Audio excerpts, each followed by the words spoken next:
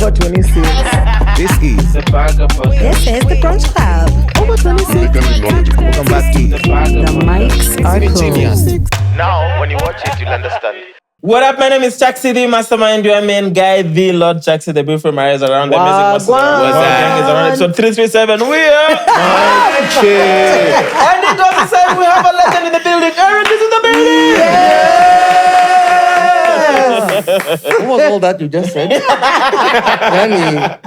That's the cycle you guys enter the show with all the time. Of course. My lord, my This is lord. new I'm gonna be favorite. here Guests tomorrow. are just chilling. Nothing happen. And then we were just vibing pole. Yeah, man. You guys just get turned on and you just switch on. Bro, as soon as action, it's like, You're ready to go. it's like something live. takes over. Well It's done. like, I'm sure when you're on stage, there's just something that takes over. Something. Youth Before leader you go would on never stage, you're always survive. just really nervous.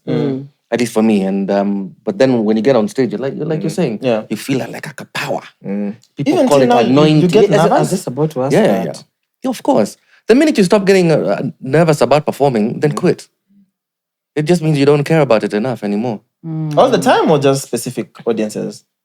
All the time. Bruh. Small All the audience, time. big audience. In fact, smaller audiences are worse because you can see everybody and everyone's looking at you. Yeah. You know, I mean, big audiences, you can kind of fade into the background or whatever. But Yeah. small audiences, it's tough. Especially intimate ones. If I hire you for my wedding, 40 people, just to sing one song. There you go. Bruh. Yeah, that's a lot of pressure. Yeah. You know. But I played on a stage where we were 7 guys on stage and 8 guys in the audience. This is what a Five Alive. No. Yeah. It was up in a mountain village in a town called Chur in Switzerland. Okay. I don't know. They done publicity. I was on a tour, and yeah, we just that's at the end of the show. We actually took a group photo. So there's with the audience. 8 people in the audience, and then there's 7. You plus your band. Me plus the band. 7 of you. Yeah. The rule of thumb is if there's more guys in the audience and they're giggy and the left, So if they were 6, If there were 5, actually we would have still played. yeah, because I mean, the 5 people are genuinely there to see you. Yeah, So you yeah. just put on a show. Yeah. You people wanna dance to, I'm gonna switch to a cappella too. The works. I mean, let's just sit in a circle. You know, a little fire circle, Why? you know, Just kumbaya. jam too. I mean, I played a gig, so like a lot of corporate stuff, right? And so you'll go, guys have been in a conference since like 6 in the morning, right? And the event guys are there like, no, we're going to save you for last, When you stage like 11 p.m., right? Guys have been there from 6. Yani, we have played with guys being there like, okay, as in they look at you respectfully and wanaishia, right? We played for the waiters and they were just clearing up the table. In fact, a guy referenced it on Twitter like a year ago. He was like, oh, msee akona moral. One time, that guy was playing a gig, the ilikuwa 2 C waiters peke tu. You know? Yeah, you do what you got to do. And even them, they just had to be there. Wako shift. Wako shit. They have to work, But but they were they clearing the tables. Anangoja tu kuclock out. They were clearing the tables. Damn. Yeah, so we do what we got to do. Yeah, man. And so 30 plus years later, do you still enjoy it the same way? I do. I really do enjoy getting on stage. Like even though I get on stage nervous, I enjoy waking up to write. I enjoy my life. I think one of the best decisions I ever made was following my passion. You know, because if you enter a career that you don't like, life is too damn long. You know, to be getting up in the morning, you get to. And someone was describing the other day. She used to work for an insurance company. You get to the barrier, the thing opens, and it's like you can see your whole life going ahead past you. As a thing, and you're like, it's no, man. So I was fortunate, and in my case, like my parents were behind me from the very beginning. You know, and so if your parents are behind you in the arts, that's half the battle won. That's true. Yeah. Kabisa, Mostly when you have your family behind you, Yeah. it becomes easier. kabisa. Because All if your family is fighting you, they want to do something else. It's already hard It's a to begin challenge. with. Yeah. And you can imagine in the early 90s, way harder than even at the moment, Yeah. because you didn't have the benefit of social media. No, we had So- nothing. No, I mean, like even some guys ask me, so why did you go to music college? Because there was nothing. As in, like, if you wanted to be a musician, there was well, without being revisionist, of course there were musicians before, of course, right? Yeah. But like, if you wanted to find a particular song, if you didn't have it at home, where maybe you're going to VOK or KBC kuitafuta, Oh you my know? gosh. Yeah. Yeah. It's not like now I'll just get online and find Like, out. go online. Yeah, it's great. Yeah. I mean, right now I can go watch a gig and I don't even know. You know no one on stage. You don't know the singer, you don't know the drummer, you don't know anyone. Back in the day, there was like 3 guitarists. That in Nairobi, that all singers had to and you're just, and it's not bad mouthing them, but let me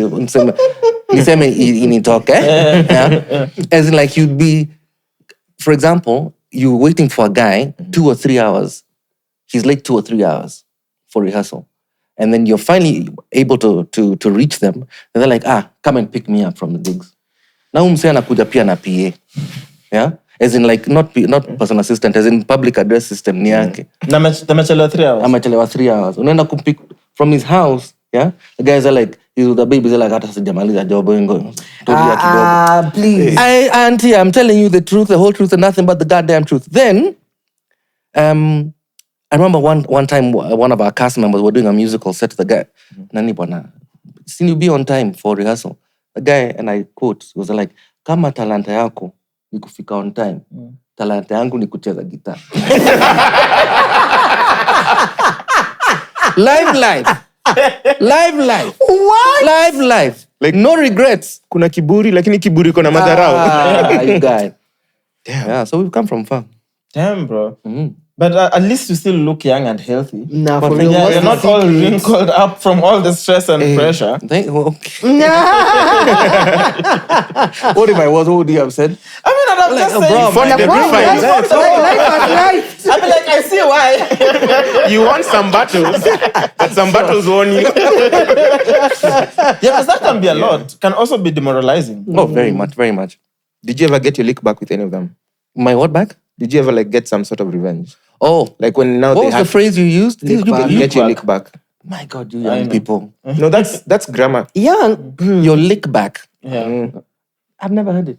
Same here, I just had it. But thank you That's for your contribution. But because of the context, I understood what he's saying. Okay. but it's not even slang. It's the Queen's English. Really? Yeah. Nigga, the Queen is dead, bro. Yani inamaanisha si emergency, sio clock it. Yeah, okay. It's like when you get some form of revenge for someone. Yeah. When okay. now they're the one calling you for gigs.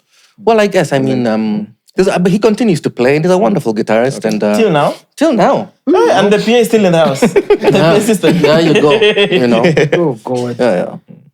But I mean, so I think one of the things that I think we're all learning this, if you love what you do, then it helps you kind of stay young, I hope. Then my parents both look very young. I mean, my dad's 82. He looks like he's 81. No, he looks like he's in his 50s. My mom was like the village splang. We used to do splang. Painting. Painting, but splang is actually a real word. Yeah. Not the Queen's, right? But yeah, she was the village beauty, man. And she still is very beautiful. Yeah. She's still a village beauty. She's still a village beauty. Vintage body. Vintage body. There you go. Vintage body. Yeah. How is Rongai? Will you talk as ngapi?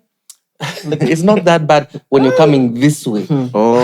Yeah. Going Heading back back. all the traffic. And by the way, you believe in the morning. What's that thing they do now where cars going in one direction, you even take all lanes? You know, it's a happy hour. Happy hour. Happy hour. Yes. Yeah. It's overlapping. Overlapping. Kiamburu tunaijua vizuri. Yeah, but it's beautiful out there. I live right next to the national park, and you get to see a lot of wildlife. Was it yesterday or 2 days before? I had to remove 2 snakes from my neighbor's kitchen. They are small. They were small. It's not at your Miri. But a snake is a snake. Any snake is a big And snake. so when you live there, one of the rules, pacts that you make is that you are living in their space, you know? And so, and I mean, they were babies. Okay, so the mom just dropped them off. You know, like daycare. Like daycare. But we've had other snakes, and I mean, so we've had to call people in Like to come bigger and take ones. them out. Yeah. And all... Inside the house. Okay, now, in my house, I think we've had 2. But like In the on neighborhood. the capoch, you know. But at my neighbor's house, which is where I'd gone to take these things out, they were sort of in the kitchen and all of that. But and one of the things, like, I've committed myself to learn how to handle poisonous and larger snakes, because they actually don't want anything from you, Maria, by the way. They don't want nothing from you. They can, they can still they attack can own the house. It's fine. No, they don't. They actually, they'll attack you if they feel endangered. Of course, I feel endangered seeing them. I will scream. So Yeah, but I mean, they just want to get out. They just want to get out. So how did you get in? Okay, you are already outside in the wild. What are you doing in the house? For you to want to get out.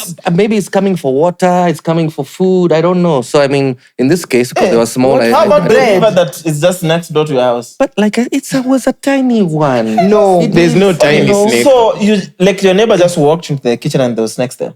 There was one in the kitchen. Actually, was even on the dish rack. She had actually reached for a cup. Hallelujah! And then there was another one like behind a couch. And so you take like a jar, and you try and find a way of just getting the guy. And he's in there. And you slip something underneath. Then mnatembea pamoja, tell each other stories, go outside and. No. Should I leave now? You're looking at me like Bro, they own the house. Officially, that they are. Me, I'm still stuck on the. Is that releasing or killing? No, release. See, then it will come back. Maybe. Bigger. I mean, bigger, better. No, but I mean, the other day, New Year's Eve, we had a baby cobra, and my child came across it, right? No. And she saw it, and she screamed, and at the same time, the dogs barked. Now, at that time, we're just outside New Year's Eve, Matei, whatever, just having a good time. Then you hear a child scream, and you hear a bark. So the child, I was like, why did you scream and bark at the same time, right? No, I screamed, and then the dogs barked. I was like, so what's up? I said, there's a baby cobra. And of course, everyone's like, how do you know it's a cobra? She said it did this thing. Yeah, the flapping. Yeah. And so I said, to her, okay, God. go get, so we have a protocol, yeah? Go get the goggles. So she go get the swimming goggles, I put them on, I go up to sort of the landing where the thing was, and it, true to form, starts doing this thing. And so there was a Chile who was in one of the bedrooms, and guys had been drinking all day. She got blacked out, right? So everyone's like, you know what? Let's lock the door. Obviously, also our rationale and our logical thinking is sort of impaired by the whiskeys that I've been PTIing, right? So we decide, let's not wake her up because she's gonna be mad that we're waking her up. But let's even do something clever. Let's lock her in without telling her. With the snake. No, the snake was on the corridor, yeah. right? And so what we didn't want her to do was to come out and just bump into whatever. And so the snake then crept into another room, and all this time, so there's guys who you call who can come and help you out. These guys are like, yeah, I'm in Runda. Runda. And you live in Rongai. Yeah, I'll be there in 40 minutes. So what do? You go on partying. Grab your flute. Wait, so you go on partying with a snake in your house and someone locked inside. Yeah, so this Chile was in this room, the snake is in this room, and we've shut the door. So then that guy just comes in, he's got all his paraphernalia. He's like, okay, now Eric, what I want you to do is get onto the bed. I'm like, sure thing, I'm not gonna be down here with my sandals, whatever. And he looks in different places, he looks in some open suitcases or whatever, and he's like, there it is. Pulls the drawers out, whatever. Then he just fishes it out, and it doesn't actually want anything from you. But it could hurt you. That's So why are we flapping? Yes, if you want nothing. Because the flapping is to tell you, don't mess around, right? But for some reason, when that guy showed up, it just became very docile. It was just like, okay, sure. And then he has this long tube, and he picks it up with the pincers, puts it in, then he's like, do you want to see? Yeah, so literally he whispers, snake whisperer. He's a snake whisperer, but you can get trained for it. Yeah, good for the ones who. I mean, I don't live there yet, but I'd be so scared. And also because you have dogs. We do. I mean, and those prey to animals. Yeah. There's never a single time where I've been your ends that I've not Seen a wild animal. Hyenas, lions. I always see animals, and this is me. I visit. I don't come there very often. So living there, for sure, there's animals all the time. The closest a lion has been to me is like where Tafari is sitting. Like you're just walking and then showed up. So we've got bad network in the digs. So at Kama, I was talking to my dad, sort of at the higher level of the car park, and we're just talking. And then our dog Binti, who's like the head of discipline, is what we also call her. She's looking into a down the road, and the road kind of bends, and she's got her tail up and she's barking. Right? They're like, okay, so if she's barking but her tail is up, she's alert but not scared. So I'm just still vibing with my dad. Yeah. Chill. That's what. So when she's scared, what happens to the tail? In the legs, which is then what happened. She then put her tail between her legs and started running. And I just noticed her, and then I looked like this, and then I think it was a lioness, because it didn't have a mane. Or it could have been a young lion. And I saw it at the same time that it saw me. And I was like, "Oi!" And the lion was like, "Yeah!" Right? And then it starts running down the driveway, and it had been raining, and so there was like mud all over the place, and some guys were clearing it up. There was cars in the car park. I'm like, "Festus! Simba!" So Festus looks up, he's like, "Woo!" Wait, Festus is your security guy? No, Festus is the grounds guy. The grounds guy. Yeah. So Jonathan is there washing some cars. Come on, the grounds guy. lion. The lion then sees these guys in the car park and heads off towards. There's a cottage on the compound as well. Heads off. Then I see it reach the cottage, turn around, and you're like, "What the hell just happened?" Right? Because the lion saw the dog. The lion saw the dog and was there like, Pray. "Hey, break, whatever, lunch," right? Yeah. Didn't expect to see all of us there. Buffet. Yeah. By this time, so everyone in the compound, sort of my wife has come out from her office. They're like, "What's going on?"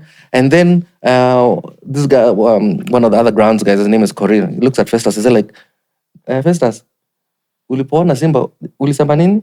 Festus is like, "Nilisema ui."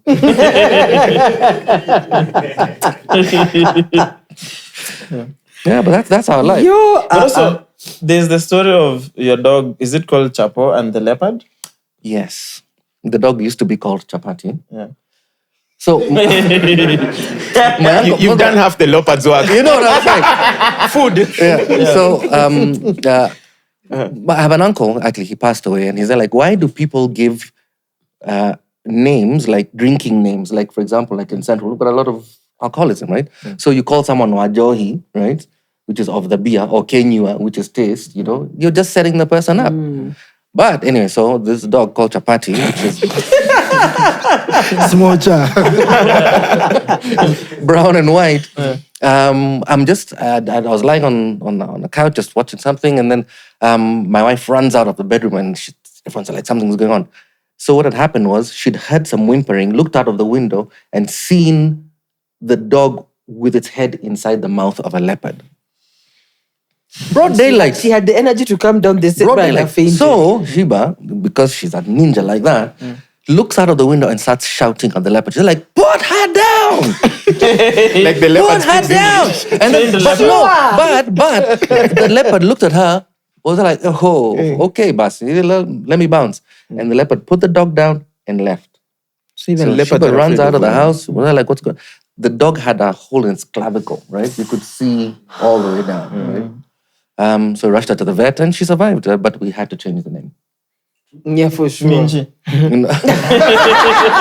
No more last truly names. veggies. No more I mean, if it's names. veggies, If it's veggies, You know what I'm saying? they're No, not no. interested. Because of the Shimam Gator donut. Donut. Still a wheat product. I'm a bagel. Man. Bro, that is scary. Because I'm assuming, definitely having dogs, as much as it helps with protection, because dogs can alert you if there's anything going on, it also attracts dangerous animals. Because lions It's and prey. leopards would look at dogs as food. Yeah, but they don't like the noise. And any time that it's true. Big cats, predators don't like they want to creep up on you and get Yes. you, right? And dogs can smell you from a mile off, right? And so, but one of the things we're very clear about is that dogs sleep inside the house or inside a structure. Oh, they have to. Oh, yeah. They have to. Because even if it's a weak structure outside, a lion would get through that. Yeah. So cement structures, the dogs sleep inside. And I feel bad for people who have lost dogs in that area. There has to But be we many. are in the park. Yeah. You know? So and it's interesting. I mean, guys have walls that are like 10, 15 feet high, but That's easy still- work for it's a lion. It's like Right, it's gonna come on. climb, What are we regardless. talking about? Yeah. You know? And then they grab a dog and then jump over the fence Over the with the dog fence. holding the thing. Yep. They're like, yeah, man. Can you go home at any time in the night? Or You can, but you can't be walking. You need to be. Because at night now, a lot of the carnivores crazy. are. That, that being said, when I was coming here, I left digs at about maybe 10. Me and my friend were just driving out, and then a hyena just ran across the road We're like a daytime hyena, and then you're like, what is chasing you that you're running around Just at running 10 in the around. morning, you know? But the fatality, and everyone's like, how can you live there? Okay, so like when we first moved there, there's a guy. There'd been a lion sighting. It was about 6:30 p.m. I see this guy with his kid. And they're like, tumesikia kuna simba. He said like, sisi hatuogopi wanyama, tunaogopa binadamu. So like, wow, lessons for life. Yeah. In the 6 years we've been there, there've been 6 fatalities. Wait, before you're there, like 6 whole ones. Different How many animals of or them? lions? Lions a couple of times, hyenas. Mostly. No, just it's kind of rough down the middle. But then, like one of the guys who was killed, he had fallen asleep in the bush at about 3 in the morning, as in like Blacked out. He got blacked out. So even if you are lions, you'd be like, Yeah. "Sasa, Yum, yum." tunafanya nini Well, sasa?" and so the lion. Yeah, yes. You know. I mean, yeah, but you guys live So in how, the city. how did you guys know this guy had slept at 3 in the morning by the bush? Or depending on where This is a the good time he left, wherever he question. was. I think he was a known he was a known mlevi, for lack of a better term. I'm sorry to speak badly of the dead, but That's yeah, what it he was. is. Yeah, so yeah. Well, I guess you can still smell the booze on sort of what's left over. Yeah. Yeah. Eric, you're a trooper. Mi siwezi. But then you'd love it. Just come and hang out. I'd genuinely be less Siwezi. scared of the lions and hyenas. And no, I'd be less scared of lions, more scared of hyenas, but more scared of snakes. Snakes. Most scared of snakes, sorry. I mean, because as much as snakes don't want to harm you, it's just how creepy snakes are. Yeah. I mean, if you want to come to my house, then just chill in the living room on the carpet. Let me see you. Bro, you're talking Why are you like hiding this in is the a person. cracks, like under the bed? Because also the bed. In you have drawers. kids, bro, in drawers. I'm like, bro, if you want water, just come, we'll give you water. Bruh, just go to the sink. And then the slipper. Or chill by the dispenser. Because the thing is, I don't think they intend to harm you, but because they hide and you don't know they're there, God. then what ends up happening is that they definitely harm you. Get frightened. Yeah, yeah. And with how venomous snakes are, I don't think a lot of times you stand a chance. You have antivenom You do. in yours? No, we don't have antivenom yet, Okay, right? yeah. But it's something we're working on. You have to. Yeah. You have to. Shopping list. I would love to see a shopping Lactose free. Antivenom. antivenom. Nipatie mzingani. Oh my goodness. Yeah, snakes scare me. Pythons, have you seen any? Pretty much the first week we got there. Yeah. So, but not in the digs. This one, so there's a river at the bottom of the compound, and so we'd been down to the river many times. And this time, they're like, "Oh, let's go around this other side, around the back." So once we were Binti the dog, and because you always have to be with the dogs. Yeah. And so it was about maybe 6 p.m. We were taking this alternate route to the river. Then they're like, man, maybe it's getting a bit dark and we don't know the way back. Let's turn around. So we turn around and Binti's running on the path, and then she starts barking at something in the grass. So then she goes around and is barking at this thing. So I go and I'm like, whoa, that's a big snake, you know? Yeah. And and we always have sticks. And so I went past the thing, right? And there was too much sort of thicket on this side for us to go that way. Yeah. And so I started to, I don't know whether it was a good idea, but I just, to sort of just touch it and see what it wants, how it's going to react, right? So the python there's a thing that it does, it sort of shakes, right? And you feel like the earth is moving. Yeah. Binti, I love you. Like a baby earthquake. Yeah, it's like that.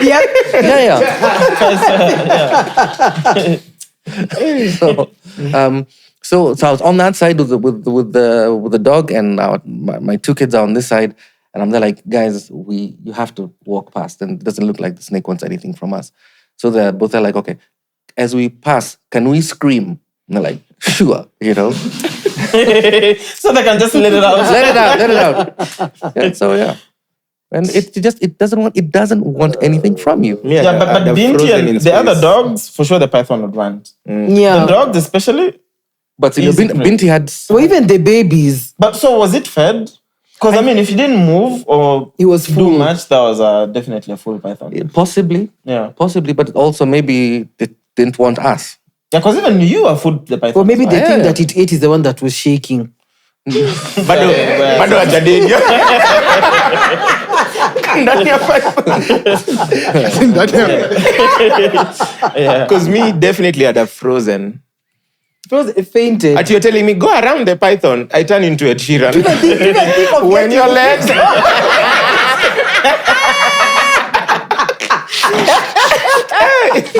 Your legs don't work like they used to before.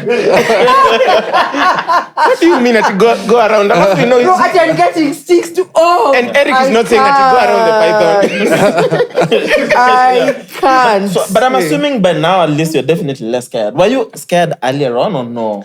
I mean, what that guy said to me, I think, and glad he said at the beginning of our sort of tenure there, sort of made it very clear. You know, it's they don't want anything from you. You know, your bigger concern is the human beings that you live with every single day. Yeah.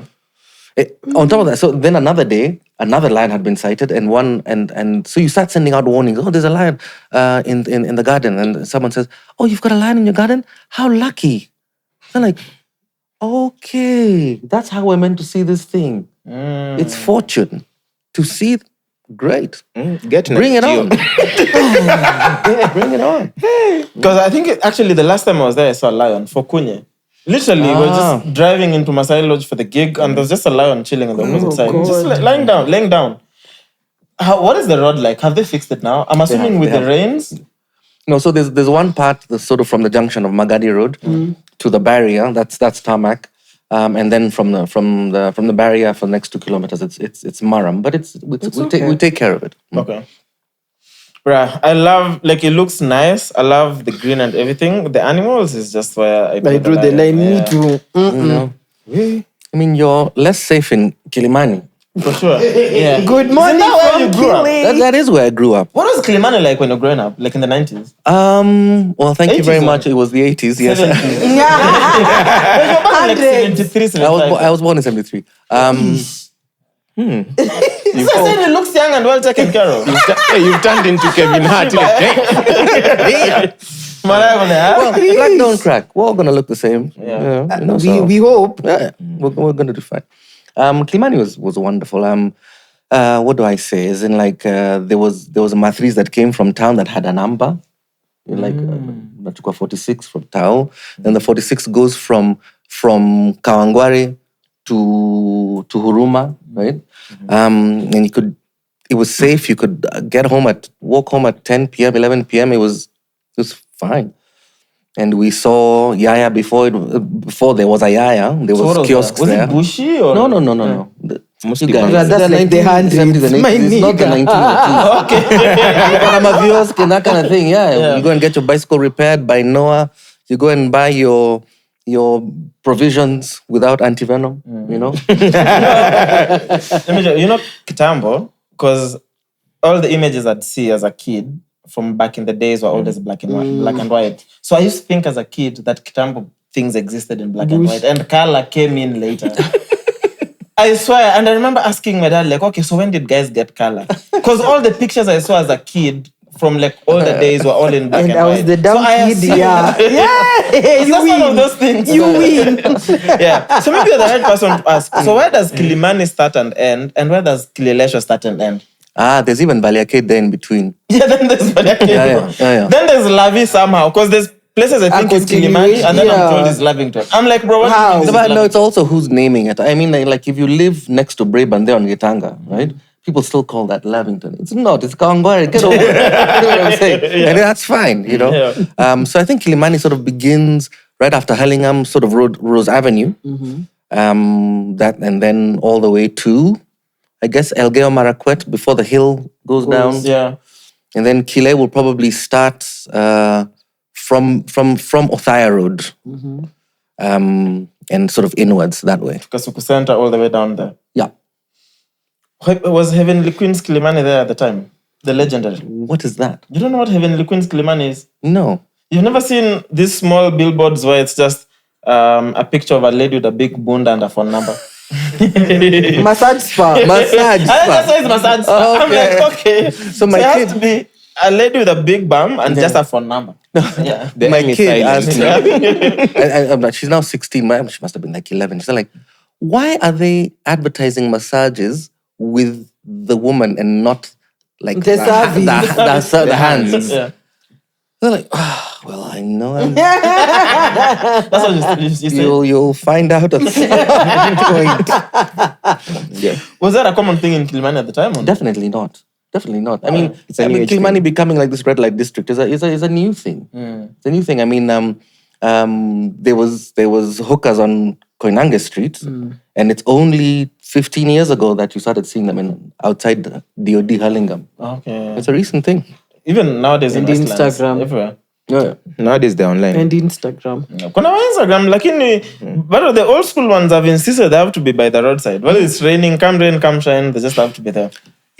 Instagram.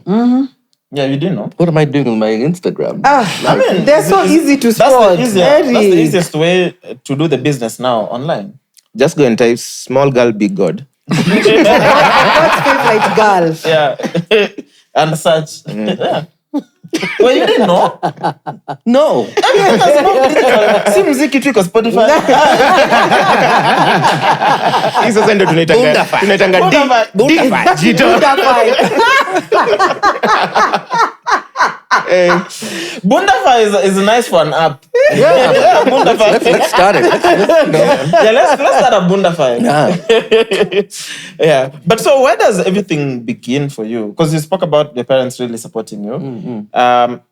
Did you pick this interest earlier on? Did it come later in life? Like where can you place it somewhere? Uko nyuma nyuma? Yeah, I'm okay. So I grew up in a family where there was music all the time. In our house, if there was a party, then someone would whip out a guitar and turn off the record player and we start to sing.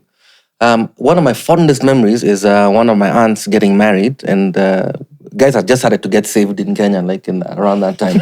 Oh, it was not a common Did I just date myself? I said, Jesus had only just left. It's okay. So this is when now Jesus is being introduced properly. Yes. So my aunt and my uncle who got married that day, their evening party was in our living room. And there was like maybe 10 people at the thing, and they just sang praise choruses all night. I was like, wow, this is amazing. I even still remember one of the songs, I've got confidence, God's gonna see me through. I've never heard it again since that day. But we sang that night, I think, like 15 times, you know? So that sort of, the music starts entering your blood, and then I was also in a school where extracurricular was really emphasized. There was choirs, there's Kenya Music Festival, they had musicals.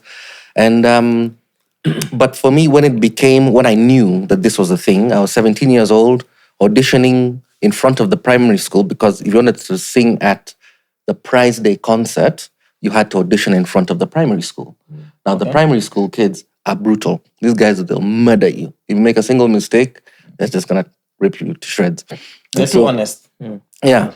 And so me and my guys, we started singing, and so when the song starts, the guy who was singing it is like the school joker. Everyone knows this guy, right? So he starts singing, and everyone's like, ah. Then the next voice comes, and then they can begin to hear the harmonies. And I tell you, at that point, I could swear that I could see like the notes dancing over people's heads, because it had just gone super quiet. And then the third voice comes, the fourth voice comes, and then the song ends, and these kids gave us a standing ovation. Oh, wow. I remember coming off stage, and Mr. Mutune, who was our swimming coach, was like, Eric, I didn't know you loved Jesus so much. And I was like, okay. Sometimes. But what it Because you is sang that a gospel song? it was a gospel song. What had happened to me at that moment is that I discovered where I wanted to be for the rest of my life. I didn't go into that stage thinking I was doing maths biochem. I was going to be a doctor. But then I walked off that stage, and I just knew, rest of my life, this is where I'm going to be happiest. Yeah. You know that feeling. Yeah. We were just talking about that. You didn't find it. I found it. When? See, when I graduated and I didn't get my degree. Yeah. And I just started hustling in Nairobi. Oh, yeah. Oh, are you that guy who the guy's parents, uncles and aunts came from Shags, Kila Kitu? There was a whole bus. My dad had and then organized a big graduation. I'm like, I'm doing this for you. I'll just wear this gown. We'll stand, we'll take pictures. But then I'll go find myself. You hadn't been to school for the last like 2 semesters. Yeah, actually, Are you that? Are you, it was actually 8 months between Mm. when I finished the last exam and graduation day. Oh. But I was on the list. Like, I have a degree, I just haven't picked it. Mm. And my dad has never asked for it. I mean, it doesn't need it, clearly. So the guys you described now is what, Five Alive?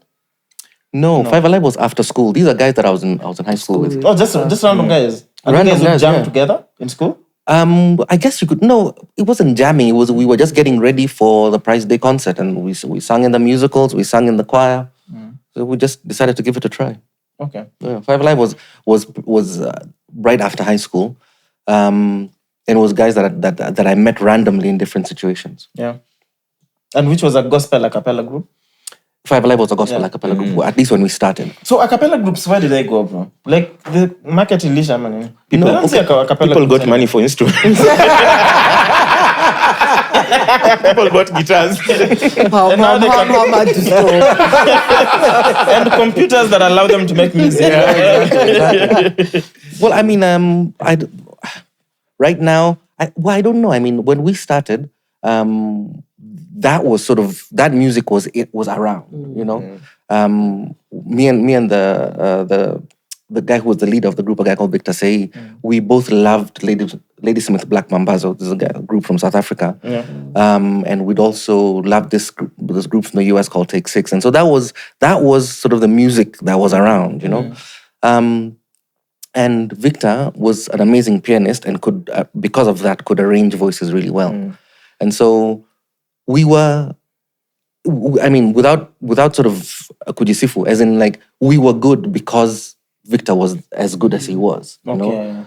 And then because we didn't have instruments, we were our instruments. You literally could play 6 gigs in a weekend, like 2 or 3 song gigs, because it was so easy to get up and go. You come, you sing, and you bounce. Done. You know? Yeah. And the voice is always your number one instrument. Then you- before you add everything else. Yeah, there you go. So you guys, you dropped your debut self-titled album in '96. Yeah, you've been doing your research. Eh? What's on that? I just know you better than you know yourself. Oh, wow. Ask me questions about yourself. You say you don't know the year you're born. I can even tell you where you're born Where? and what time of the day you were born. I've been trying to figure that out. What day was You don't know what time you're born? You'd know. I know. Tell us. How? I just know everything. Tell us. I just know everything. Why? He's the one who needs to know. I'll tell you. Okay. And I'll prove for you. I'll show you evidence. Okay. Okay, Dad. The kid's getting scared. Yeah. But then, because I'm mainly curious because I don't think albums were a common thing at the time. But you guys were like, you know what, we just do an album. Yeah. So, and interestingly enough, the album that we recorded was not even the music that we had been singing. So, in that 5-year whatever, we'd gone from being a cappella to being inspired by groups like Boyz II Men and that kind of thing. Yeah. So that's the album that we recorded, and which was good because at the end of it, guys wanted to do different things. You know, some guys wanted to go to college, other guys wanted to get into the job market. Yeah. So it died a natural death. Yeah. So at this time when you guys are doing Five Alive, you are for sure convinced within yourself that music is what you want to pursue. For me, it was always clear. Okay. I mean, I discovered that, like I was saying, when I was 17. But for the other guys, it was different things at different times. You know, as in you've only just left high school. You know, you're waiting for your exam results, and what better thing to do when you're waiting for exam results than get saved? You know, Mungu nisaidie. I swear, What's one of an if I IDM? pass, if I pass, I will serve you forever. Yeah. So which year did you backslide? That's the only thing I don't know. Immediately after results. So you failed. The caveat was if I pass. If I pass, I'll serve you forever. Oh man. Yeah. But you guys had quite some success. You toured Europe, nini. Yep. Yeah, we did. So See ya. Bye, girl. Bye bye. Good job. Yeah, we did. We actually we played a couple of countries in Europe, but we'd actually gone to the UK in search of fame and fortune and found neither. wait, like relocation, Loki? No, as in no. It was just to go and look for a record deal and that kind of thing. You know, it was the 90s. You couldn't go anywhere without a record deal. But as in, we discovered a hard life. Like when the 10 months we spent in London. Remember, at some point, we had a job at a theatre on London's West End. So like the musical would end and people would come into the foyer and we would entertain them. And so on different nights, there was different bands or different groups. And the better you got or the more sort of audience appeal you achieved, the closer you got to the weekend. So us guys started off on like a Monday, Tuesday. Before we knew it, we were sort of doing Friday, Saturdays, and sometimes even 3 gigs in a week. And each gig pays you £300. And so you're just making £900 a week. And the 5 dudes. And you're 5 dudes. And then you So where are you staying? How are you paying? This is the thing. So when you're making £900 a week, you can decide to go live in North London, you know, and decide, okay, I can afford this. But then we'd only just signed the lease. And then the guy comes and is like, do you guys have work permits? We're like, Victor, work permits, is it in your pocket? Yani, we didn't even play the gig that night. We were fired hapo, right? And you've signed the lease, you know, and so there we were for the next, I think, 5 months, maybe a single meal per day. And you're 5 guys, you go and you buy chicken and rice, right? Like for the week, and you cook 2 drumsticks and make some rice. And that's 2 drumsticks between the 5 guys. And a lot of soup. Yeah. And you make sure you wake up late. You wake up like at about 11 a.m. so that you don't, so that your first meal, yeah. And so, but it was cool. I mean, then we used to walk an hour to church on Sundays because they had tea and cookies, you know. Oh my God. An hour for tea and cookies? We were broke. I know. Sleep, But by the bro. time we walk back another hour, then the tea and cookies is gone. Bro, It's better. they are than done by nothing. the time they go down. I Like, know. So, and this time is still gospel? And Yeah. Still, It was mainly gospel. and you're still seeking a record deal. So you are also hitting the ground every day, just trying to make We it would work. sing in the tube station. We'd sing in the lobby of Polygram and Sony and whatever. And the watchman would be there like, you guys are great, but I can't do anything about it. You know. So at what point you jingilisha when mkarudi home? By about 95 April, after being in the UK for about 10 months, it just became clear this thing wasn't going to work out. Let's go home. Yeah. It was different times. The hustle, man. My goodness. So then when you come back home, so are you applying? Have you applied for Berklee at this point or no?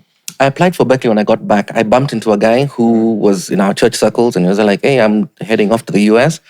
And I was, he described the college. I saw, it was back in the day when you'd order a prospectus if you wanted to go to college, as in like a catalog that would show you what the school was like. There was no Screens. there were screens. This is like 95. By the time I was going to Berklee, email was new. As in, like, remember, I was standing at the airport and Victor said to me, do you know there's a letter that you can type on a computer and then you send it? Zima your kit.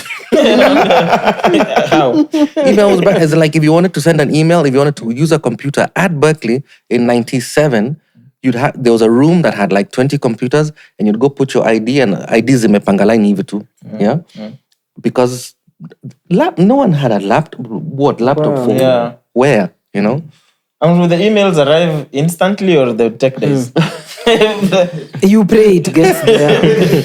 No, genuinely. They would arrive instantly. Okay. But even Gmail hadn't been invented. Yeah. Gmail and Hotmail, as in like you had to receive your email at the place where your email was registered. Huh? Say that again. So, you know how now you can just send an email from anywhere, right? But in 1997, you'd have to send an email from, let's say if it was like Berklee College of Music, right? You go and you can only send the email from there. Berklee. Yeah. And you can only receive emails from there. Alas. Oh shit. So if my email is registered in my house, I can only send and receive in my house. As soon as I leave the house, It's It was over. better. But within about a year or 2 years, Hotmail and Gmail were a thing, and suddenly you were able to get emails anywhere. anywhere. Yeah. Sijaisikia landline email. That's pretty much what it is. Yeah. Specific location. Bruh. Okay, so you come back and then that's when you apply for Berklee. And then you got accepted. I got accepted immediately, but it took me about 2 years to raise the money, you know. And it's so I used to plaster my wall with motivational things. Yeah. They're like, okay, affirmations, you can do this, you know.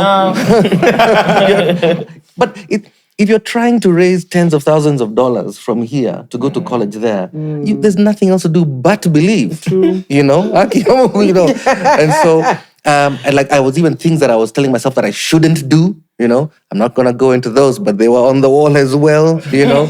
And I would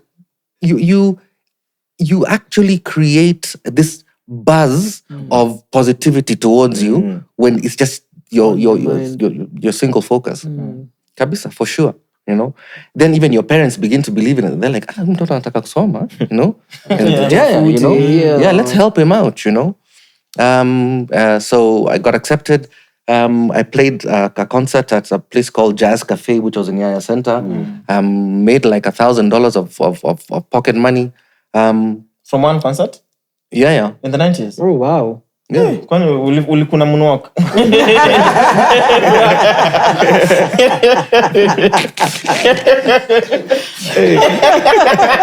Snake dance. Snake dance. I'm gonna vibrate, bro. I can go around. Bro.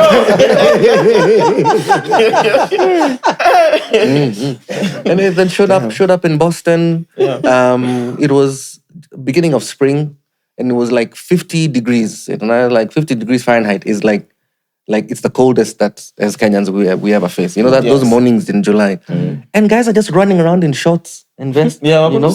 They're like, oh, what's going on? They're like, oh, you've never experienced a Boston winter, right? We are so happy that it's this cold as compared to how cold it was last week. You know. But then it gets crazy, and the summers are hotter than Mombasa. Like, can't you guys control this thing somehow? You know what's going on? You know? Yeah, but it was for me like, and I showed up in college, and I had a couple of things that I made sure I was doing. Other than that motivational stuff, it was like I made sure that I met a new person every single day. I'd walk up to random people, but they're like, "Hey, hi Mariah, my name is Eric, and I'm from Kenya." And within a very short period of time, a lot of people knew who I was. As Eric from Kenya. I'm Eric from Kenya, right? And so much so that when the woman who's then to become my wife showed up one day at my college, and they're like, "Do you happen to know a guy called Eric, a guy from Kenya?" They're like, yeah, we know Eric. And he just went this way. Why did she come looking for you? Because she liked me. Hey. Is that all right? Of just meeting in the streets and saying, hi, my name is Eric from Kenya. You know, I'd met her here.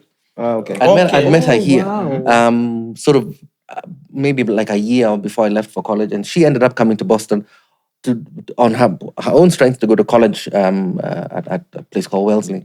And so she happened to be walking through the streets one day and saw my college there. She's like, oh, that's where that Eric guy went. And then she came and she asked, and she found me. Yeah, because now it was easier to find you. So you were like an actual socialite back in the day, like in person. And you know, and very outgoing. I have to remind myself to do that now. Just show up to random people. They're like, hi, my name is Eric. From? Wrong guy. From the diaspora. And so at this point, are you playing gigs in Boston yet? Or you're just studying? Yes, I'm playing gigs in Boston, playing gigs at the college, playing gigs outside school. But my main work, I was a watchman, I was a security guard. It's Boston. Yes, and for what establishment? What kind of establishment? So you generally guard corporate buildings. So Ulikuwa mtu kufungua mlango ama kugard? They call it access control. Okay. So you don't have weapons. You don't have no weapons. You don't have weapons, and you can't even stop a crime in progress. If you see a crime, you're just supposed to observe and report. Yeah, because I mean, how are you gonna stop it? You're not armed. Yeah. You just had keys. Just keys. Keys and a Access clipboard. control. And that torch. Not even a whistle. Yeah. And so, but in sort of the northeast of Boston of the US, so Kenyans sort of own the security sort of security sort of line. Home health aides as in nurses. The Eastern Europeans deliver pizza. The Ethiopians handle the parking garages. It's because someone went 40 years ago. They started a thing, And and that- then everyone who comes, Then or they plug their own people. Okay. yeah. So that's what I remember one time one of my supervisors came up to me and said like, Eric, if you work really hard, someday you can be like me. So like, uncle, Are you sure? nimetoka Kenya kufanya hii kazi as in for my entire life. Senior access control. And then, but so many things sort of guide you in the direction that you're going to take. Yeah. One time I was guarding I was standing outside this very famous toy store called FAO Shorts.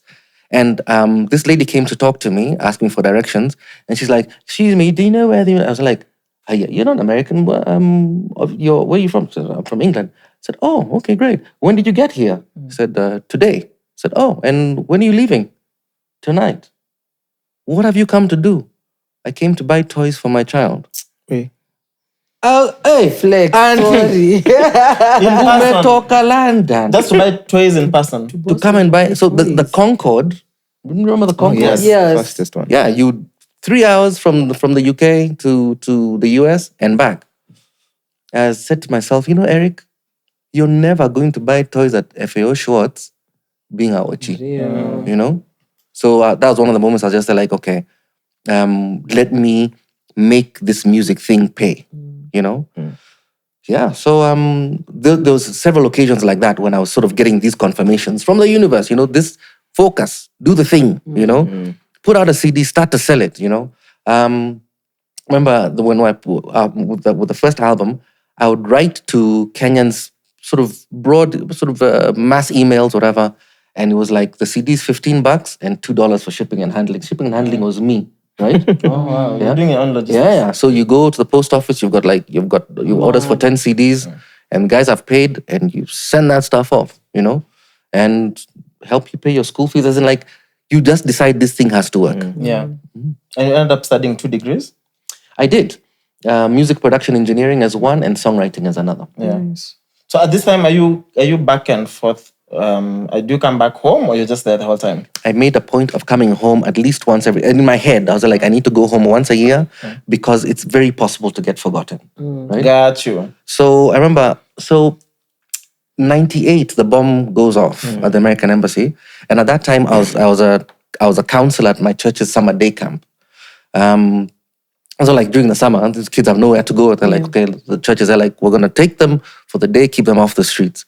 I'm walking through the church one day. This lady comes up to me. She said, like, Eric, you're from Kenya, right? I'm like, yeah. A bomb has just gone off in your country. I said, 98 bombless. bombs don't go off in my country. Yeah. Right? Because before 98, the last time a bomb went off in Kenya was, I think, 1980, when guys had attacked the Norfolk Hotel. Right?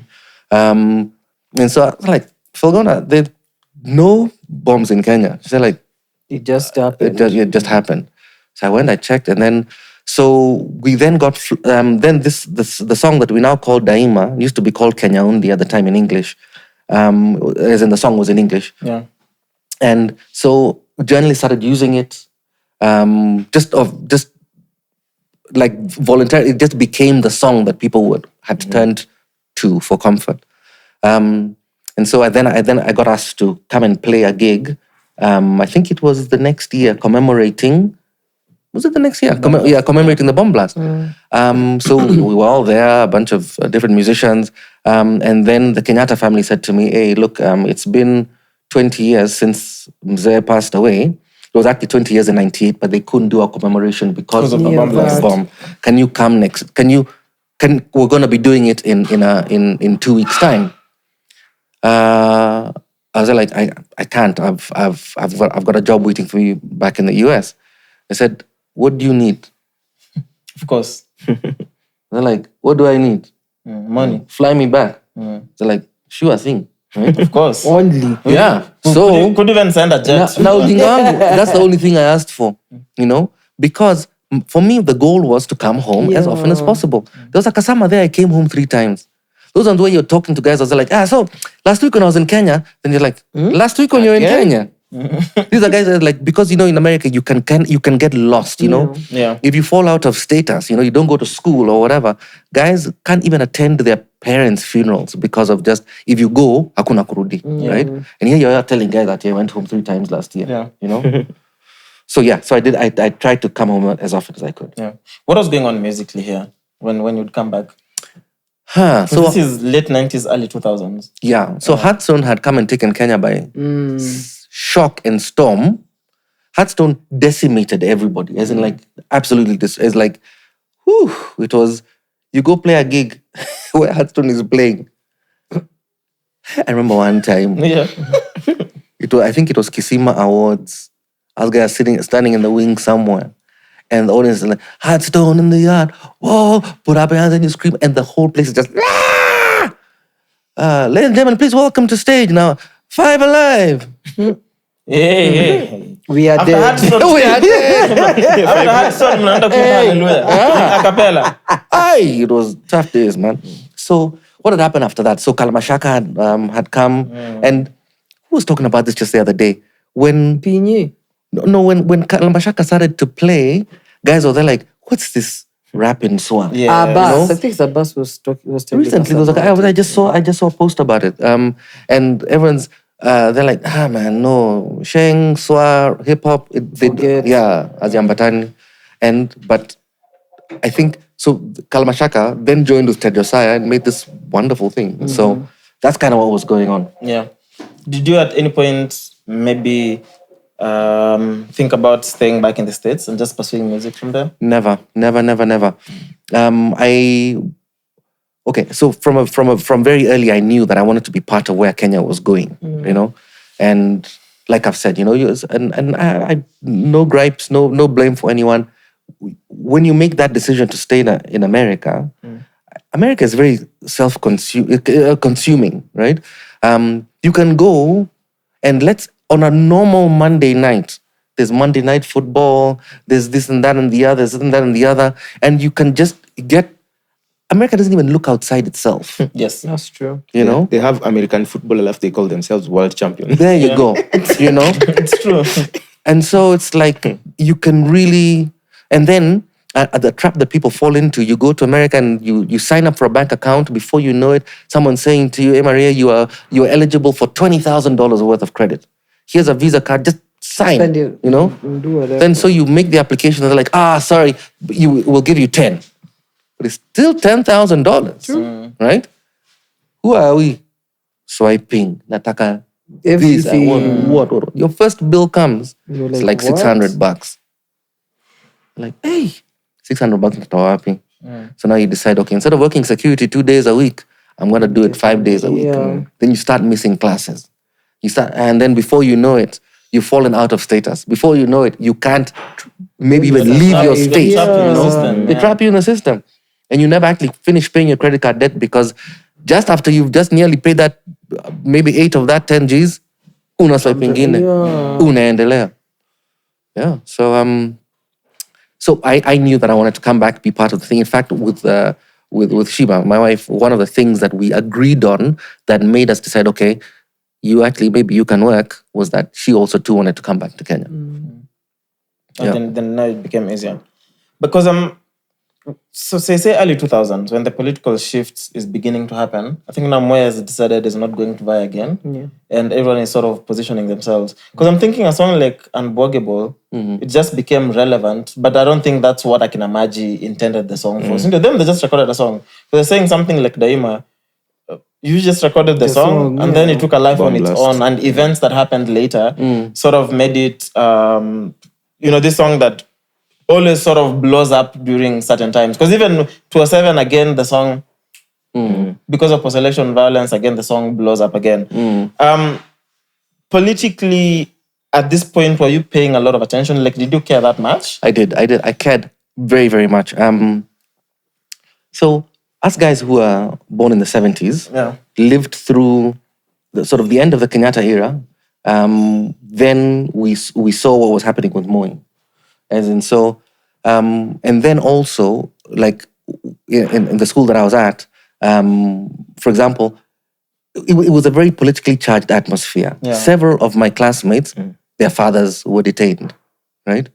There were maybe academics, like Professor Oyugi, or they were maybe in media. So you were living in that thing, or maybe you were a cop, guys. Parents, fathers got thrown in jail for like 8 years, 9 years. They grew up without their parents. And so you grow up, you're aware of that thing. Well, there was a famous case, the Wambo Yoteno case, where she was trying to get her husband to be buried at their home in Nairobi, and the clan that he's from, they're like, no, we're going to take him to Nyalgunga. Yeah. The two lawyers who were representing the families, both their kids were in our class. So Edward Kwach, his father, wonderful late great Edward Kwach, and then Arthur Kaminwa. Kaminwa was representing Wambui, and Kwach was representing the clan. So every day during break, that's the debate. So you grow up very aware of what's happening. So when you mix that with the fact that you're coming from church, and the church wants you to be a particular way, which I think is nonsensical, And I'm gonna say that loud because I'm 52 years old, right? Yeah. No, as in like, you can't say to some 20-year-olds, right? Are you doing this for the glory of God, right? Are you singers who minister or ministers who sing? And like, what kind of nonsense question is that? To ask 20-year-olds who are just trying to stay out of trouble. True. Kwenda, natuambia nini, right? True. So, but because we were successful, and people who listen to you in church have lives outside church. So you get asked, come and play at our wedding, come and play at our corporate gig. So very soon, here we are, 5 young boys trying to stay out of trouble, but your gig is at Carnival, right? Yeah. And it's like, and I remember one time we played a gig at Carnival, and then had come to Bapo Ati to sing for the Kesha. You're mingling with the devil. The elders were there like, Ati, you've come from Carnival and you're coming to sing at Baptist. Forget. So, so you but also, just so more context, Rift Valley was on fire. Had a literal burning. Rift Valley was, it was 92 sort of tribal clashes had happened, right? And there was always the threat of tribal clashes. And so I remember Victor coming back one day from Chaxy. They were coming from Kerio Valley, and everywhere on either side of the road, homes were on fire. He's like, guys, if we're going to have the ear of people, then we've got to do stuff that matters. So for me, that was sort of where it began. Yeah. I think also the Moi era was quite interesting when it comes to just musically, because it looks like Moi understood the power of music. Because think about how many choirs existed. Bro, then they were all praising. Not even the choir, even just down to schools. Like kids are told you have to praise him, you have to do But we had songs, like all of us knew songs that would sing to praise Moi. Like if Moi came to Are you your from area, the Moi generation as well? yeah, mid-90s. I was born in 94, September. Okay. Yeah. So, but I mean, for most, as in I was alive. At least I was alive. I was too young. Barely. Interesting. I'm 20 years older than you. Oh, 22. Specifically, 3 years. Yeah, I mean, I think for most of me growing up, of course, I know just about Kibaki, but I mean, wasn't too far from Moi, so I'd read, But also, but also, which means he was also very hostile towards anyone that was perceived as anti-government, especially within the arts. I don't think artists had it easy during that period. Definitely not. As in, like, if you are Kamaru or you are Diomisiani, you started singing the praise songs just to survive. Literally. Just to survive. That is ile yote yawezekana, those ones. No. Those were the government. Oh. Yeah. Because the Nyayo songs. Yeah. Were just praising him. Yeah. Because you they wouldn't let you practice, as in do your craft, man, it was tough times for a lot of guys. I mean, but then you'd begin to couch some sort of secret messaging in your lyric as well, My wife always says, like, the one thing that Moi and Gogi wa Thiong'o agreed on was that art is very important. Oh shit! I like the contrast. Yeah. So for Gogi, it's like, let's build it, and Moise are like, let's decimate, let's destroy. Completely, yeah. So I think that's why then an album like Sawa Sawa is a very crucial album. I mean, because that's such a bold album. Yeah. Especially at the time when it came out. And you have a song like Kitu Kidogo there. That was a very bold album, man. Well, I'm glad you think so. I mean, like, so I would wake up every day and read the newspaper, and when I was done, start writing songs. So as someone had said to me, if you want to be a good writer, you want to speak less and listen more. And so listening is everything. It's the conversations in my threes, it's whatever. It's back in the day when I used to cut my hair, Kinyozi's there has got his story. You're listening to that as well. Yeah. And so albums like Sawa Sawa, and people will tell you, guys who write that kind of stuff, you are responding to the voices that are around you. And society calls you and says, we need you to turn this thing into a song. People call it social commissioning, you know. So, and I mean, Giuliani, be it, you know, as it's you're listening to the universe, listening to the voices. Yeah. Was it actually banned like on TV? It was banned on KBC. Okay, which was the government station. You know, that's the thing. KBC is not the government station. Is it? It's the people's station. There's a difference. So it's like the BBC. That's how it's supposed to be. It's supposed to be that, like I don't know if you've ever like how the BBC works is that it's funded by people paying for a TV and a radio license. Yeah. So it gives it the autonomy to be able to say, today our government did this really stupid thing, right?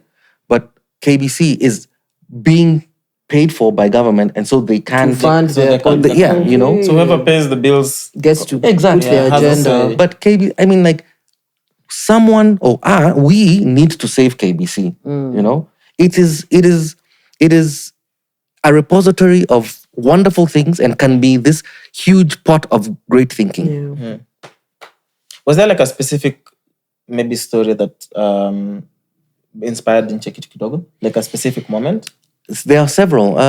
So there's a line in there, I think something about what's the cops saying that they had no that happened. I mean, Even till now. yeah. Siku kumi na alikuwa nasema juzi wakiwa nini, when they ask would you to fuel their cars, please do it because they don't have enough money for fuel. So guys have balls of steel. I don't know how you say that. With a full chest. I don't like, are you know how okay? you say that to a country, you know?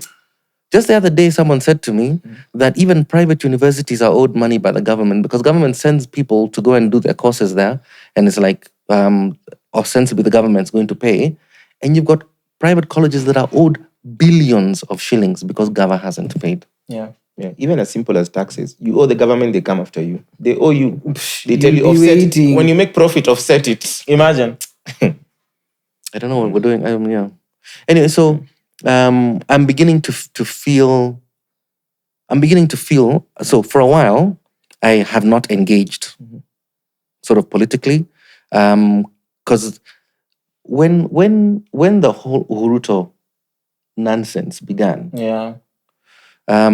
I was writing all these articles like in the Star, being they're like, guys, we cannot choose these guys because they're wanted by the ICC, right? And not for just stealing at Yagut somewhere, right? Crimes against humanity. Crimes against humanity. So let them get exonerated first before we choose them. Yeah. And so I was writing all this stuff. People meet you in the streets and be like, Eric, man, such a great article. Good stuff, right? Then same guys turn around and vote for them, Vote for the right? guys. Imagine I literally had to lie down for like 3 years. Just be there like, something is wrong. Yeah. Something is wrong with this country, and I cannot continue to put myself out like that, right? Because I'm gonna be in danger. True. But also it's just it breaks your dreams, you know? But to come back to like a place where you want to re-engage, sort of several things have happened. Like I have a relative who was in a school, and they were at dinner, right? And in the DH, Then a dome caught fire. All the students are in the DH. Dome caught fire. They all go out to see what's happening. And of course, the kids, they get excited. A couple of stones get thrown. Okay. But they're not the ones who started the fire. Yeah. Principal gets all of them, summons them into the DH. Is there like, okay, now who's responsible for this? The kids are like, we don't know, right? So they decide, okay, let's do this. No one is going back to the dorms. Mtalala vile mko. How you are. And this school is in Central Province in July. Wow. Right? The cold. Guys were lying on the floor in the class, on desks, on chairs, right? Then, the next day, they were all summoned for an assembly, and they were told, okay, so what you're going to do, you go, and we're going to let you guys know when you're coming back. Got a WhatsApp message, come back with your parents with 3,000 bob. For why? To rebuild. This school has 3,000 students. The school raised 9 million shillings without even trying. Give or two. Right? That kind of stuff. Needs to Am I allowed to stop. swear on this show? Yeah. Please, with your Pisses me chest. the fuck off. Right? You can't do that to people. Honestly. Right? I had a friend who we cremated on Saturday. Condolences. Yeah. She came back from the US. Used to work for Goldman Sachs. Comes back to try and bring that knowledge back here. Finding Goldman Sachs, The bank. the bank, financiers, Okay. And try bring those dreams back to Kenya. Frustration upon frustration, ends up, so the combination between the frustrations and you kind of dulling the pain with booze, Before you knew it, back home 20 years, dies, Young woman, well, in her 50s. Yeah, still young. Still young. Well, I'm glad you think so. Thank you very much. For women. Yeah, so I feel, and so then someone wrote up a piece. They're like, you see, this is the problem with you middle class guys. You want to talk about stuff all the time, but look what has happened to this babe, right? And you just want to engage only from the couch. So I know that's not what I've been doing, but from a personal standpoint, I was like, look, if you want to torture me, make me watch the news. I cannot deal with these motherfuckers. Our Lord. And over, like every day. It's just, what are you saying? It's depression. After depression, it gets worse. There's no positive story. Nothing. Ever. Even the positive story is just 5 bare minutes. minimum. No, even sports. Lost, bro. News is depressing. And even the one who's achieving highly is a politician's child, and then they're sent abroad. Yeah. So, yeah, I think it's happening. The bug has bitten. Yeah. We must return. But so is it true they actually almost shut down your performance like at one Kenya music something festival? Because of this song? Several things happened that day. First of all, okay, so the thing, there's people, they're like, oh, they're trying to switch off his mic. No, the mic cable was loose. Okay. So, sometimes this is where the XLR gets joined.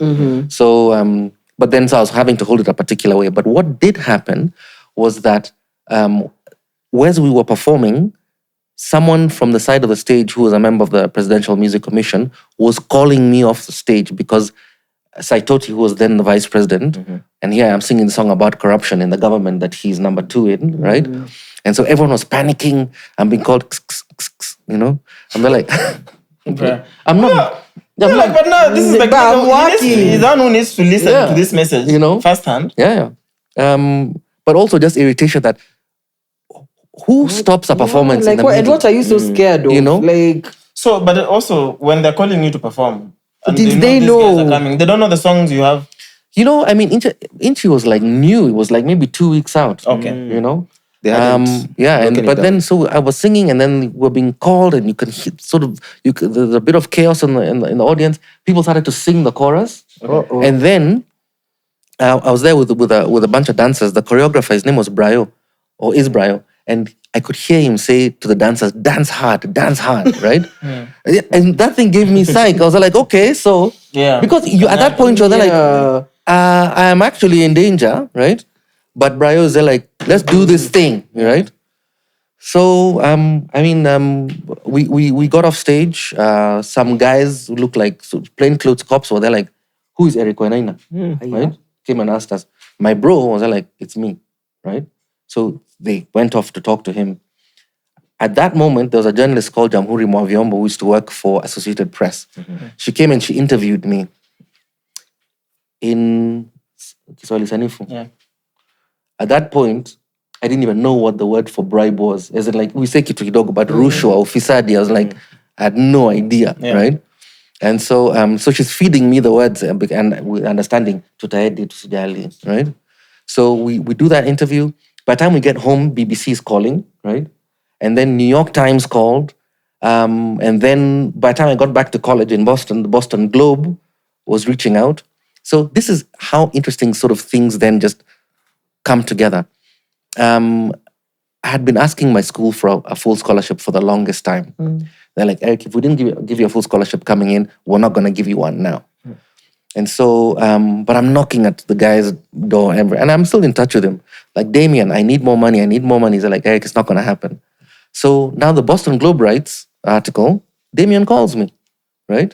He's like, okay, we can't do it by sort of normal channels, but if we take a grant from here, another grant from there, another grant from there, It's possible. it's possible. So for the last 6 semesters or so, I was on a complete full scholarship. That's crazy. Yeah, it's amazing. Because of this moment. Because of this moment. This so kafrakas. this corrupt Kenya government, Yeah. was then, unbeknownst to itself, was paying for tertiary education in Boston. And it's so poetic. It began with, who is ERIC WAINAINA? Still how you found many things in Boston. Yeah. So what did they tell your brother when they pulled him to the side? We've never talked. You didn't want to know the answer. What? We never talked about it because my brother and my then girlfriend Shiba got into an argument, right? So I don't know how it is. Like when you and your sibling are 4 years apart, right? There's a way that in your childhood you're reminded about that every single day. Eric, can you get me some tea? I'm not like, no, but I'm 4 years older than you. So, Okay, so we're there. I was standing in the car park, and he says to me, "Eric, get in the car." And she was like, "You're going to let your brother talk to you like that?" I'm like, "Babe, you don't know. This is how my he's 4 years older than me. this is how my life is." So from that moment on, I was like, "Okay, this is going to be interesting between my wife and my bro." I'm gonna be negotiating this man for the rest long of my time. life, you know. So that was the debate. Why that happened, not so much what the cops said to him. Okay. But he wasn't hurt. No, he wasn't hurt. Okay. Yeah, they just spoke to him. They just spoke to him. Yeah. Not. No, and we could see. Yeah. Okay. Yeah. And then so you got blacklisted from state functions around that period. No, that was later. That was because of writing the articles and Uhuru and Ruto getting voted into office. And so I'd be called for a gig, and they're like, this thing is happening, the African Wildlife Fund or whatever. We're gonna do this big thing for elephants. Send us a quote. What contract signed?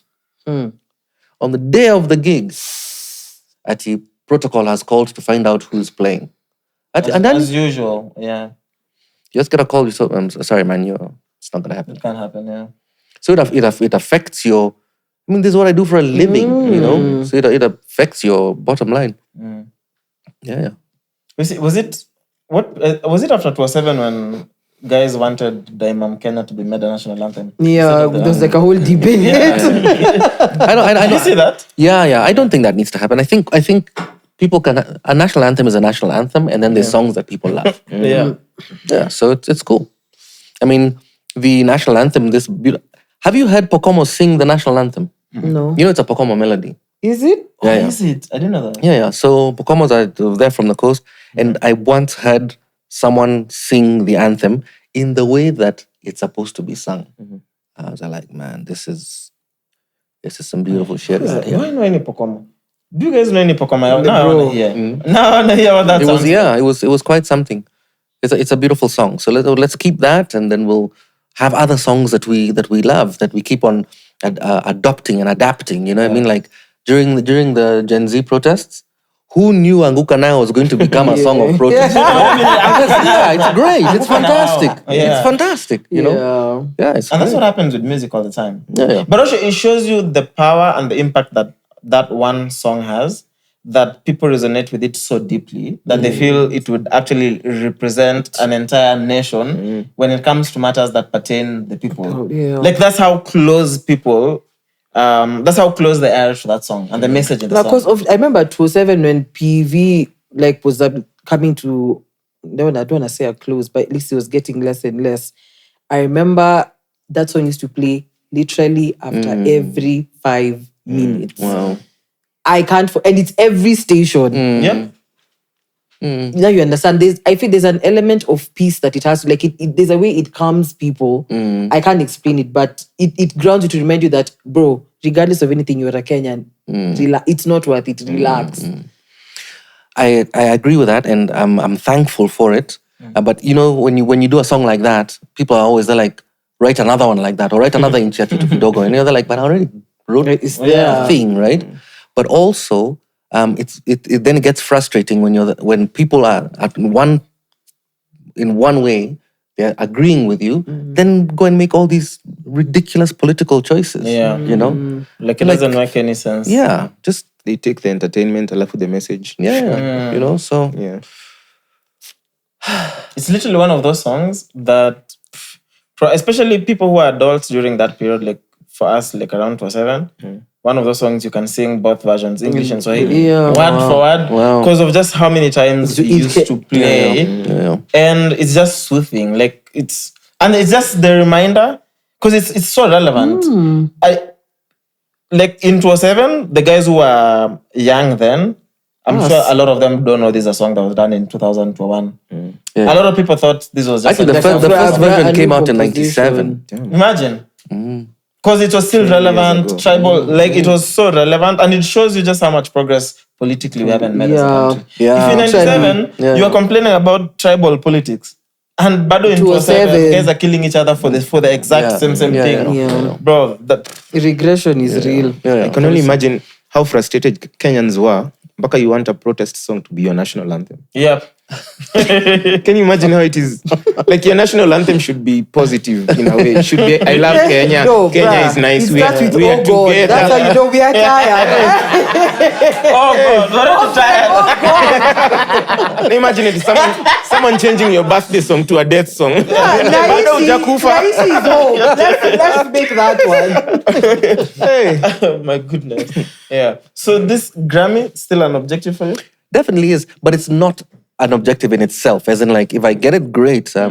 But I think it's taken me a while to get to this particular point. What I'm saying right now, because you can get obsessed with a particular accolade, you know. And I think that people will tell you that if you aim for the thing like that, you're gonna miss it and also disappoint yourself hugely.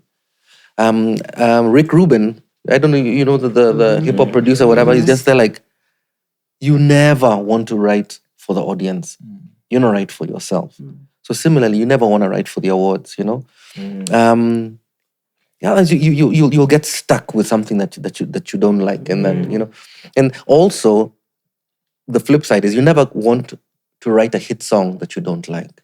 Yeah. Because you're playing that shit for 30 years. Bruh. You know? Because the audience want to hear it. If it's a hit song, that's we just want to Even if you're playing 3 songs. yeah, that one and which 2? yeah. Yeah. But you're part of the academy now? I am. I mean, it's the academy has reached out to the world and said, okay, look, we are obviously this thing is no longer just Americentric, right? Can we? What do the Indians have to say? What do South Africans have to say? What do Kenyans have to say about this? You know, and give us all equal voting rights. You know, so it's fantastic. Yeah, but it's like I said, I'm not in any way trying to aim for that. Yes. What I want to do, I want to make good music, right? If it gets recognized by my peers in that particular way, great. But you know what I really, really, really, really, really want to do? I want to play a sold-out gig in Turkana in a big old stadium that we've made to commemorate the cradle of humankind. You know, that's the kind of that's the kind of thing. That's you the know, dream, man. yeah. I mean, I want to play in New York. It would be nice, and then I want to play for people who we agree. You know, there's a way that we connect. You know, I think like like Bad Bunny has just shown us all and a wonderful way of being, you know. But if there's people in Tesa who are there like, man, hizo ngoma zako nazipenda, then that will be something for me. Yeah. So did you vote in this year's Grammys? Concluded? I didn't vote. Why? I didn't get round to it. I didn't vote. Why didn't you vote? I didn't get round to it. Okay. Don't tell anyone. But you had voting rights. I did. Okay. Will you vote in the next one? We pray. Yes. So he said, No, whispering on the mic doesn't make any difference. But can you vote? Can you nominate yourself if you have voting rights? And I don't think so. Okay. I don't But think so. I somebody think else can. yeah. Or someone else You have to can. recuse yourself. Okay. Yeah, that would be a bit strange. Yeah. So, but also you've done a lot of work with like plays and theater and film. Yeah. What were you guys in Kisumu doing the other day? Was it related to film and theater? It was a workshop that is trying to teach young men who are interested in theater how to just go about coming up with a great production. Yeah. So we've done a directing workshop. That's the one we were doing in Kisumu. Then we've done it was a producing workshop in Kisumu. We've done directing workshop in Nakuru and script writing sort of in the Nairobi environs. Yeah. But also we're doing a bunch of other stuff in Turkana, Kakamega, in the coast. Or simultaneously? No, they're at different times. Okay. Yeah. Tell me about Luanda, Man of Stone. Because I read about Luanda Magere. Because I know you did a play around that, but this is some times back. What was that all about? So I got into a space of... This actually came from the time in the UK. So two things happened with that. Remember I mentioned that we were singing in the lobby of this musical, right? And because of that, we had free access to watch the musical whenever we wanted to. So I probably watched this musical, honestly, 50, 60 times, right? And so you really get into it. You know the music back to front, and you can see the spectacle happen on stage all the time. Lights, sound, it's so beautiful, and how everyone is sort of interacting. But secondly, as we were looking for a record deal, record companies want to pigeonhole you. They're like, so what kind of music do you play? Because they want to know how to market you, right? And I was like, I don't have a particular genre, right? And I also want to tell stories. So for me, and the fact that I've also been in musicals all my life as a kid, they're like, I want to write musicals. So Luanda, the reason I wrote that was because Sheba's dad, right? He used to. There was a comic back in the 80s called Pichadithi. I don't know if you're familiar with it. It took Kenyan stories, Abu Mwass, the hare and the tortoise, whatever, and it was like 32 pages of this wonderful. He was a wonderful cartoonist. Okay. And so at one point when we were dating, I came across this comic again. I was like, I want to write a story about this, right? Which is where it began. It went through several different versions. We told the traditional story, and then we were like, okay, how about let's make Luanda a DJ on a slum radio station. It did that as well. Then we called it More Fire. More Fire and Luanda was the same thing. Yeah, Adaptations. Yeah. Okay. More Fire and Luanda, the same thing. But then as time went on,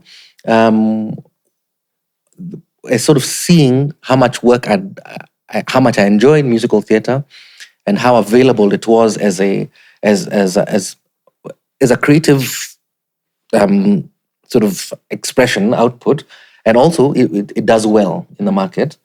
I got together with a bunch of people and we started the Nairobi Musical Theatre Initiative, which is trying to write as many homegrown musicals. Also because I'm never going to be asked to do Grease or Sound of Music and do it, As in like, those are great musicals, but they've done their work. But I want, Maria's got a story. I want to hear that story, There's Josephine, who's an engineer here, a sound engineer, Shout out. Shout out. Is it like, how many women engineers are there? I want to hear that story, you know? And so the MTI, the Musical Theatre Initiative, has 14 new plays in development, and there's about 35 of us who are sort of composers and playwrights. Okay. Yeah. That's fine, man. Would that stage again, or that's done now? Mofai will come back. Okay. It'll come back. Actually, I've been asked whether it can be turned into a film. Nice. Oh, that'd be nice. It would be nice. I think I know some of its weaknesses. So, for example, I think I would probably not play lead now. I would probably ask someone like Dex. Yeah, and then it would be great, you know. And then I think we would do it predominantly in Sheng, you know. Yeah, because now it would be cool. There's what other musicals? There's a musical that is set in. There used to be a club called the Starlight Club, where the corruption center is near Pan-Afric. At that apex there was a club there where in the 60s blacks, whites, Indians used to hang out together. Segregated. No, it was not segregated. Together, and our musical takes place in that microcosm of Kenyan society on the day that Tomboya gets shot, right? So it's like everyone trying to figure out what next. It's a great story. It's nice. It's cool, you know. Wow. There's a playwright called Sitawa Namwalie who wrote this play about this guy trying to escape from jail. He finds his way into a house on the compound, right? Finds out that the woman who's sheltering him is actually the wife of the superintendent, right? And throughout the play, we discover that young man who's trying to escape has the least reason to escape. So she is in an unhappy marriage with the superintendent. The superintendent is being haunted every day by the ghosts of the young men who he has killed. Yeah. So he needs to go, right? And so you get Sitawa wrote this thing entirely in English and then understands, okay, so now I've said what I want to say. Let me get a hip hopper and Sheng glossary of notes. And so she gets someone called Ernest. I don't know whether you guys know Ernest. As in like hip hop pedigree, right? And she translates it first into Sheng. And then, so with a bunch of other writers, so we're in a room like this, where they're like, okay, so if we try and say this line, there's ways that it doesn't work. How about we change it to this, right? And so that collaborative process then has now brought us to a finished draft of that. This musical is called Escape. It's freaking amazing. Okay. Is that this year? We're gonna say that this year, maybe. Yeah, because you said there's 14. It's 14. It's about That's a lot. It's a lot. That's a lot of work. Yeah. But there's a lot of people working on them. Okay. Makes it easier. But I know you have to leave, unfortunately. So thank you so much, bro. Very honored, like genuinely. Yeah. But thank you for the work. I mean, this is show 337. 337. I don't think I've even done 337 things in my life. It's amazing. It's Thank just you. the consistency and just, thank you. I appreciate you, bro. And after tena. Let's do that. Yeah. Part 2 loading. Please say hi to Shiba and the kids. We'll do. And a few of the lions. Giraffes and lions. We'll do. Yes. And the snakes. Come on over. Come have During the day, have a weekend. Time me. I'll come, but meet by 5 p.m. If your area doesn't have electric But then fence, you're gonna me, come back here into this city and then get run over by Mathri. Come. At least the Mathri was being driven by a human. No, for sure. Yeah, I'll check you up on the offer. So no doctor manama bado. Kabisa. Okay, cool. We'll pull up. Just come. Just come. Tukija na nyama moto tuchinjie giraffe moja. Mimi nataka game meat. This is hippo drumstick. Man. Anyway, the legendary ERIC WAINAINA, episode 337. We are Mic check. Let's get some quick picks before talking. Yeah. Let me see. So we didn't talk about new songs coming out. If you just mentioned them, Do you continue? No, we are rolling. We are still rolling. I was working. I was working with your time. What time is it? It's 4:50. 4:50. So I know by the time we check. Yeah. it, Yeah. So some new material coming out. This wonderful song called "One Man Army," which Tafari did the artwork for. I wrote this song about this guy called Odis who's pulling this mkokoteni with water, trying to do it because of the love he has for this woman, you know. And he discovers, so he's pulling it up this hill. It's actually a specific hill that I'm writing about. You know, if you come from like Otiende Estate, Langata. Women's That's prison. where you used to live? Yeah. And then you come from Otiende into Kibera, right? That's where One Man Army or this plies his trade. And so It's a real person. this is a real guy. So and he called himself One Man Army.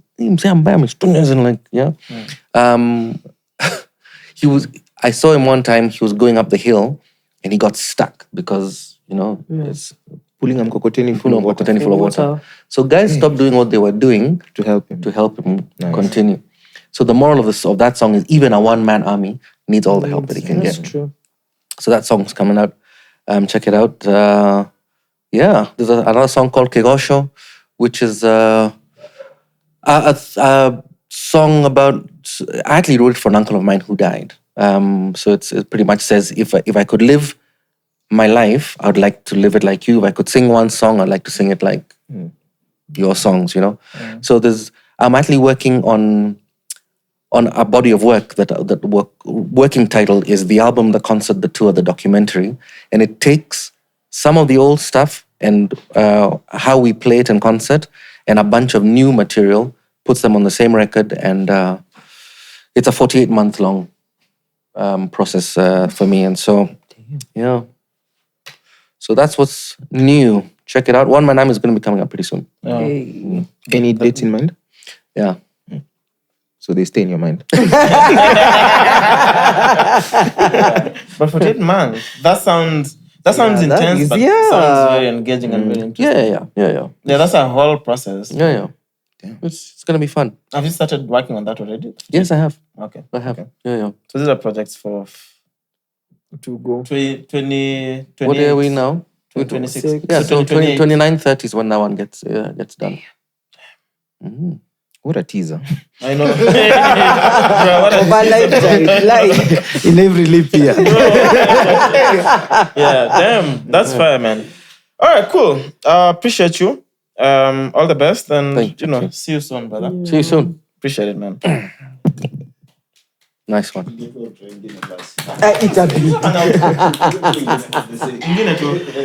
All right. Anyway, see you in 2030. What is it? 2030 with a brand new project from ERIC WAINAINA. This is episode 337. We are Mad. You guys are such a vibe. Over 26. This is This is the Brunch Club. Over 26. Welcome back to The mics are closed. Now, when you watch it, you'll understand.